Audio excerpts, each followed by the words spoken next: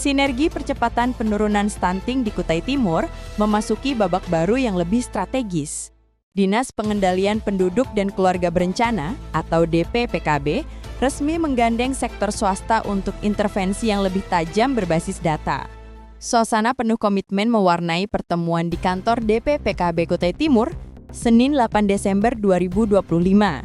Kepala DPPKB Kutai Timur, Ahmad Junaidi, menyerahkan dokumen data by name by address keluarga resiko stunting kepada manajemen PT Kaltim Primakoal. Junaidi menegaskan, meski data ini bersifat rahasia dan prosedural, penyerahan dipercepat agar aksi nyata tidak terhambat administrasi. Tujuannya jelas, agar bantuan perusahaan, mulai dari sanitasi, air bersih, hingga pemberdayaan ekonomi, benar-benar tepat sasaran dan tidak tumpang tindih. Di dalam kita menjelaskan beberapa hal, terutama tentang pemetaan keluarga berisiko stunting itu. Misalnya, 1, boleh berada di peringkat atau desil 1, 2, 3, 4 tentang kesejahteraan. Ya, berarti intervensi yang harus dilakukan di sana adalah 1, kita lihat kenapa dia tidak sejahtera, boleh jadi karena tidak punya pendidikan untuk bekerja. Yang kedua, boleh jadi tidak punya keahlian, berarti butuh kursus dan pelatihan.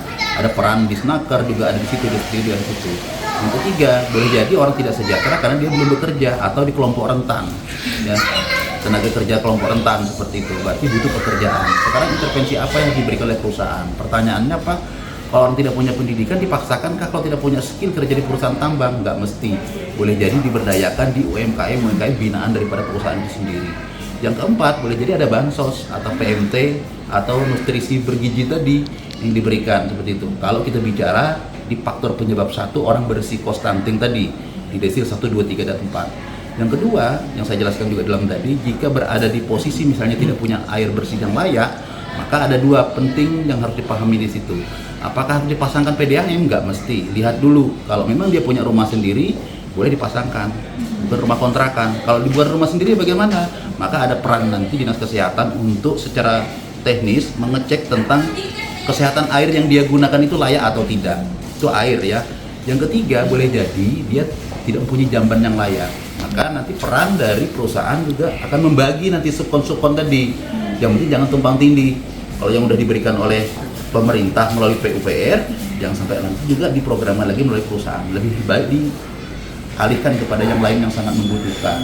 Terus apalagi yang saya jelaskan tadi berhubungan keluarga berisiko stunting yang berhubungan dengan PUS 4T. Ini sangat banyak. Kalau kita bicara PUS 4T ini bisa jadi edukasi parenting bisa masuk di situ, sosialisasi melalui perusahaan boleh di situ, pendampingan dengan psikolog boleh jadi di situ, pendampingan dengan tim pakar masalah gizi tumbuh kembang anak juga boleh jadi di situ. Menyambut hal ini, Acting Manager Community Empowerment KPC, Febriana Kurniasari, menyatakan siap mengerahkan lebih dari 20 kontraktor melalui forum CSR.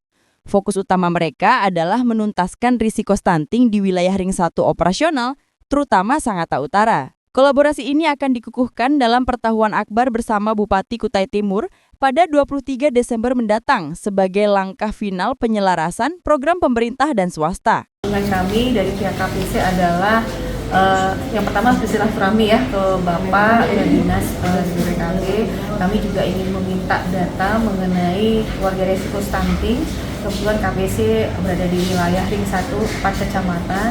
Kami meminta data tersebut karena kita ingin mengintervensi sebenarnya fokusnya terhadap keluarga resiko stunting yang nantinya ke depannya di beberapa tahun ke depan agar tidak ada stunting lagi dan pengulangan angka stunting di Kutai Timur. Jadi tadi kami sudah koordinasi dengan Bapak di mana insya Allah di 2 minggu ke depan karena KPC memiliki forum CSR dan itu bergabung dengan kontraktor-kontraktor KPC. Di situ kita akan mempresentasikan mengenai apa yang kita bisa lakukan dalam penurunan angka resiko stunting itu. Sehingga kami meminta Pak Jun dan rekan-rekan untuk memberikan gambaran bahwa KRS ini bisa diintervensi di beberapa program seperti penanganan jamban, air bersih, terus habis itu apalagi Pak tadi perbaikan nutrisi gitu ya. Dan itu yang nanti kita akan fokuskan terhadap kontraktor sehingga KPC dan kontraktor dalam hal ini agar berkontribusi bersama-sama membantu untuk menurunkan angka KRS di Kutai Timur. Nah, kalau KPC hanya di wilayah ring 1 operasional KPC berarti berada di wilayah Kecamatan Sangatta Utara, Sangatta Selatan, Kantong Pulung, dan Bungkulu. Terima kasih sudah menonton. Jangan lupa like, komen, dan follow sosial media @tensi.com.